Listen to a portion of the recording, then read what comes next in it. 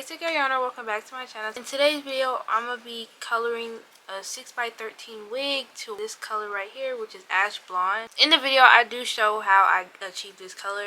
Stay tuned. So with this packaging, it came with a bag. Inside of this bag is a cute bag, and then it came with 2 wig caps and the wig itself. Inside the wig, it has 4 combs and adjustable hooks in the back, and this is a 13x6, I do believe. So let's get into like the toning lightening process. So I would take the Shimmer and Light shampoo, and I'm filling up the sink with warm water, and all I'm doing is pouring the Shimmer and Light shampoo in there, and I will then mix it around. And what this shampoo is supposed to do is kind of lighten up that yellowish tone and tone it down a little bit.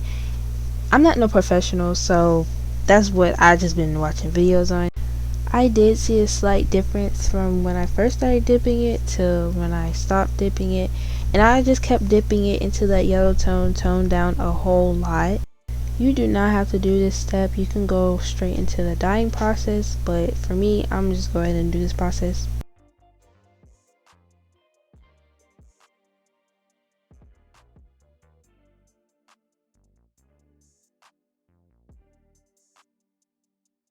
So I will be showing y'all what it looked like afterwards. I don't know if y'all see a difference, but I sort of kind of do.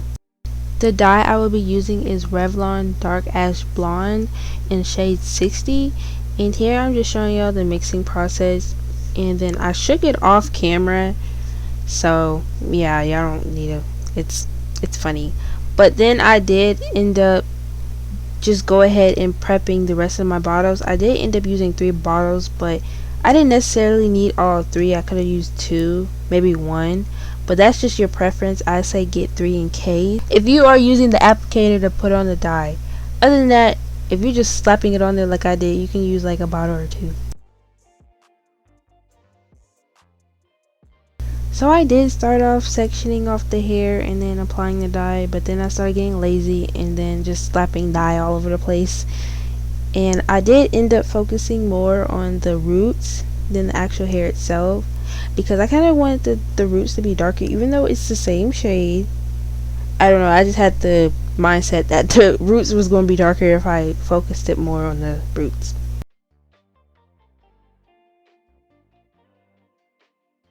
So like I said, I just started slapping dye all over the place, and I did end up letting it sit after I was done for like 20-30 more minutes.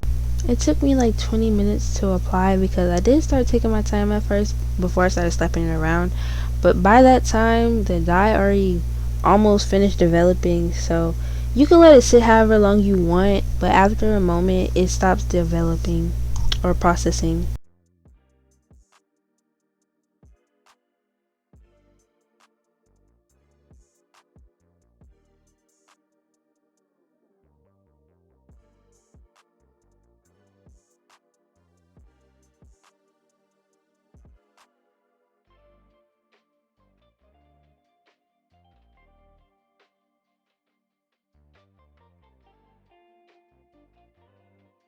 After I let it sit for 20 to 30 more minutes, I then rinse with cold water. I keep rinsing until the water is close to clear, and then I do use their little conditioners that came in the Revlon box itself after I finish rinsing it off, and then I comb that through. You will see later on in the process of me combing through the conditioner, and then I just rinse until the water was absolutely clear.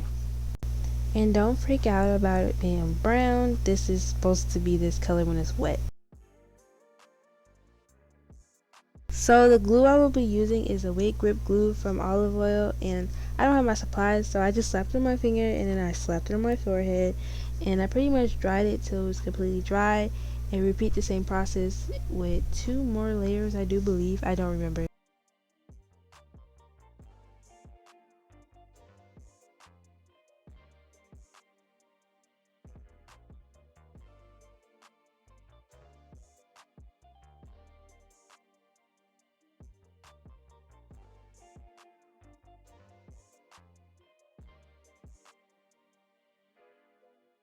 So pretty much I dried it the last layer till it was tacky, and then I placed the wig down and I pressed against it, and then I would use my hair dryer and kind of dry it into the wig, if that makes sense.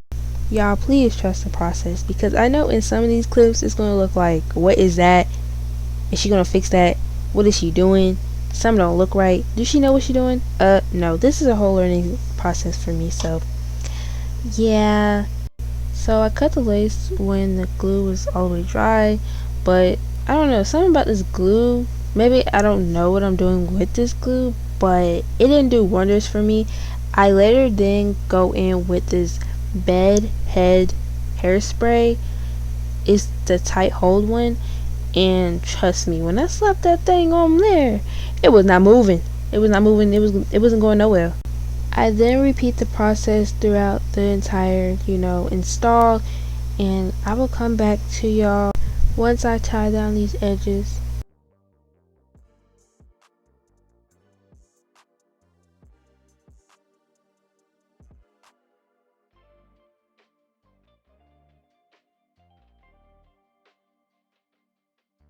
Once I tie down and secure the hairline / edges, I will then start working on the hair itself. So once I take down my ponytail, I would then detangle it, start the flat iron process.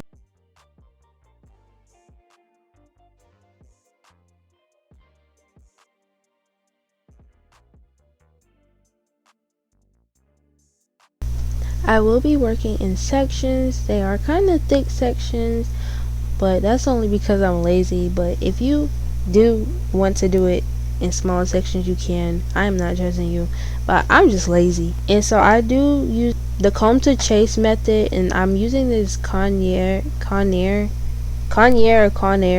flat iron. It's a cheap little flat iron I got because, like I said, I'm out of town. So I did end up using the comb to chase method throughout my entire hair, and I will come back to y'all when I finish the process.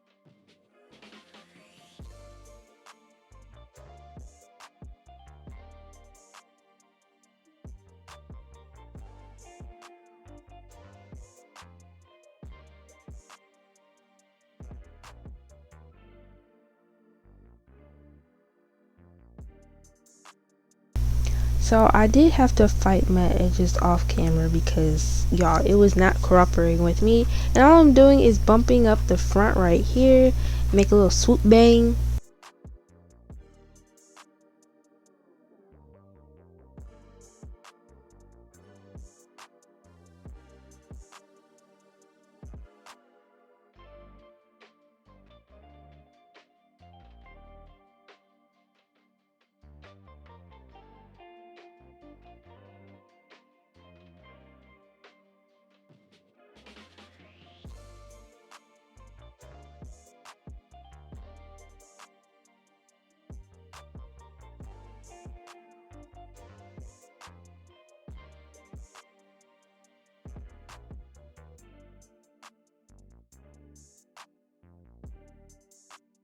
That's the end of this video. Hopefully you like, comment, subscribe. Thanks for watching. Bye.